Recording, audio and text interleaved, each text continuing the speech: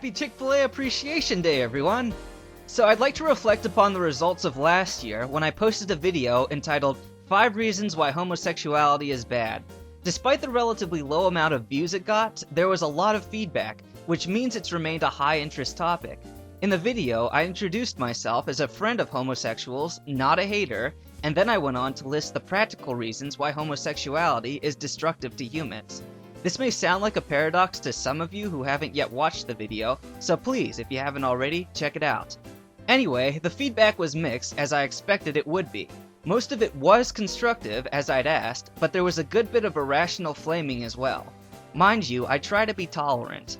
I have an open comment section. If you disagree with me, I respect your right to say so, and I will not censor you. But I do not tolerate abuse. If anyone deliberately misrepresents my argument so they can hassle me, if anyone accuses me of lying about my non-malice of homosexuals, if anyone unjustly calls me a homophobe, which means I have an irrational fear of homosexuals, I block that person.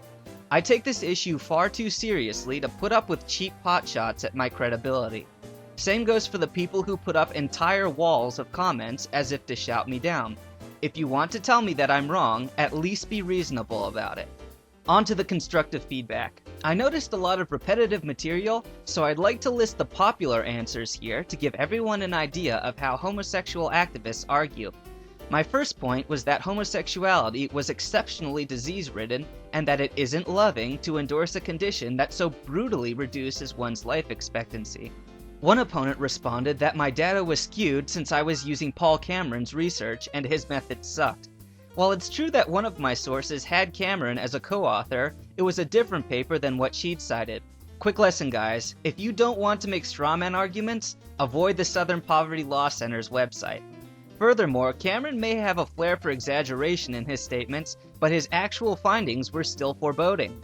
He looked into a bunch of gay obituaries to get an average on what age they die, and found them alarmingly young. The Center for Disease Control would later report that gay people are more severely affected by HIV than any other group in the US. When neutral sources like the CDC are saying similar things to the biased, bigoted, homo-intolerant ones, that should give you pause. Another opponent brushed the data aside and argued that if homosexuals took proper precautions, everything would be fine. If they were allowed to marry and stayed faithful to one partner and got themselves tested and used lubricants and condoms, there would be no argument about disease. To an extent, this guy's right. Take everything that heterosexuals do, apply said precautions to homosexuals, and the STD count goes down. This argument has two weaknesses. It's a poor hypothetical about the future, and it implies a perfect world. I say, if you want to know the future, observe the past. If the implementation of civil unions didn't change anything, and it didn't, what will marriage do aside from bestowing additional legal rights?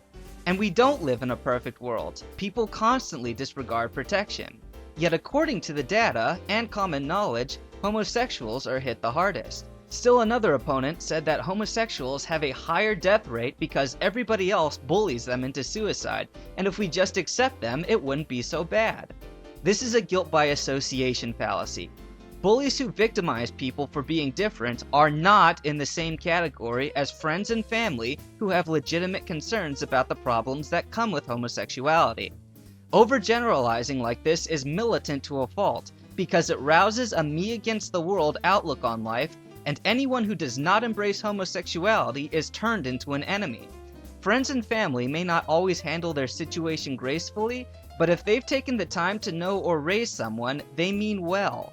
Roping them together with actual bullies is one of the most hideously immoral decisions anyone can make. My second point in the video was that homosexuality's addictiveness was lethal. Anyone who disregarded the first point missed the significance of this second one. I got answers like, love is addicting, smiling is addictive, all of which sidestepped the fact that addictions have adverse consequences. As I said, people will make enemies of their friends and family before they admit their homosexuality is bad. By the way, I've been criticized for treating homosexuality as though it's a choice, when in fact I don't consider it a conscious one. Rather, I hold that it is a mental disorder, and the choice is only in fighting it or giving in to it. And yes, I realize that the APA currently doesn't call it a disorder, even though it looks like a duck and quacks like a duck. If you want to know how I'm so certain, please read The Trojan Couch, a research article by Jeffrey Satinover, PhD. My third argument was that homosexuality attacked the institution of marriage by attempting to redefine it. I held that the principle of marriage was procreation, and anything else would shift the emphasis from family to sexual decadence. The counter-argument almost exclusively consisted of this. Homosexual couples have been proven to be just as capable parents as heterosexual ones. I could get into why that's incorrect, but I'll just make do with the fact that it sidesteps my point. Procreation has nothing if not marriage. Saying that homosexuals would make good foster parents is not sufficient to change the foundational core of marriage. Nor, for that matter, is the argument that there are millions of gay couples who just really want to be married. Millions of polygamists really want their marriages recognized, and so do millions of close relatives. The difference is, they haven't gotten the publicity, yet. The homosexual torch is still the one burning brightest right now. In my fourth argument, I reasoned that men and women need each other to survive, and homosexuality necessarily made the statement that they didn't. Furthermore, it was sexist, because while heterosexuals appreciate the features of their own sex and the opposites, homosexuals are only into their own sex. In short, it is demeaning to suggest that an entire sex is unwanted and replaceable. In response, one opponent drew a parallel, saying that two black people marrying is a symbolic rejection of all interracial marriage. He told me that this was basically my statement, as if I were saying that homosexuals simply get together to spite all non-homosexuals.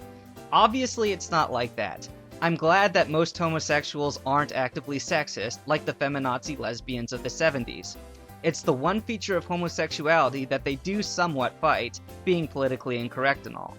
Another opponent said that heterosexuals were just as sexist for refusing to have intercourse with people of their own sex. That's a pretty stupid argument. You don't need to bang someone to appreciate the intrinsic differences unique to each sex. You're only sexist when you think that one sex is decidedly better than the other. If you honestly believe that you can replace the whole role of the other sex, that qualifies. A third opponent generalized and said that everyone's sexist, get over it. Maybe that's true, maybe it isn't. What's certain is that in homosexuality, it comes with the package. A lot of people apparently got confused by my fifth argument. I said that the male and female bodies were powerful evidence of an intelligent creator because of our purposeful design. Therefore, if we defied the creator's intended design with something like homosexuality, we denied absolute authority. Without absolute authority, all morality is relative and absolutely nothing has meaning. Not surprisingly, most of my opponents were atheists, so they didn't grasp the significance of this. I'll try to make it relevant. If there is no ultimate authority, nobody can condemn me as an insensitive, intolerant, prejudiced, homophobic bigot for opposing homosexuality. These qualities are not wrong because there is no right or wrong. We're not created, so we have no true function, just the ones we invent. Those feelings I'm hurting? Chemical reactions in a brain that will be dead in less than 100 years, nothing more. The logic factor? A human construct that dies with our finite race. So why should you care what I have to say? Why should I care what you have to say? The things that matter to us are an illusion, worthless in perspective of this enormous universe. Anyway, I suspect my opponents don't often think about the depressing implications of a pointless existence, as they completely ignore their own rules in their responses. One lady said that I was using religion and started quoting Leviticus at me. That was plenty irrelevant to my point in reality, let alone in a godless universe where her words would have been a waste of effort no matter what. Someone else said, for my point to count, I'd need to prove that there really was a creator. That's simple enough. If you even suspect that there might be a creator, the fact that heterosexuality brings about life and homosexuality results in death is proof enough of whose side he's on. If you're certain there isn't a creator, you won't find any purpose for your life arguing about it with me. You're a sham and I'm a sham, so don't even pretend like this matters. The relevant stuff. I had a couple other comments that should be mentioned for their frequency. Animals. Some are homosexual, so it must be natural. People, please, don't look to the animal kingdom to help your case. Animals rape, kidnap, and cannibalize too. And let's not forget that we see genetic mutations in nature. Do a cow's horns serve their intended function when they curve backwards and push back into the animal's skull? No. Paradoxical though this may sound, not everything in nature is natural. And as for this unnatural computer you guys keep reminding me that I'm using, it is a product of humanity's creativity. It's a beehive. We were created to create. We were not created to commit self-destructive acts. To those of you who still insist that you can't see the problem with men having sex with men and women having sex with other women, who say that if I just give you the resources to back up my claims you'll suddenly believe me, it won't happen. If you can still argue after hearing what the Center for Disease Control had to say, you aren't open to reason. The links in the description below are not for you, but for the people who are still choosing sides in this matter. These resources will reveal everything that is never mentioned in public about homosexuality. Do not conform. Be informed instead.